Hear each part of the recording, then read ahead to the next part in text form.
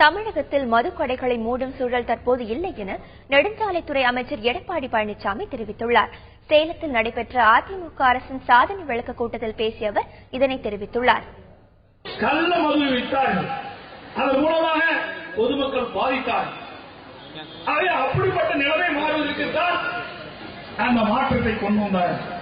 அதாவது இன்றைக்கு அம்மாவுடைய ஆட்சியில் இந்த மதுக்கடை கொண்டு வந்த நிலையே கிடையாது.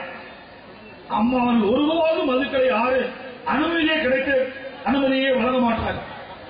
அவை இன்றைக்கு நிலைமை இதை உடனடியாக எதுவுமே செய்ய முடியாத ஒரு சூழ்நிலை. ஏன் செய்யறதாக அவர்களே செய்திருக்கலாமே, ஏன் செய்யவில்லை?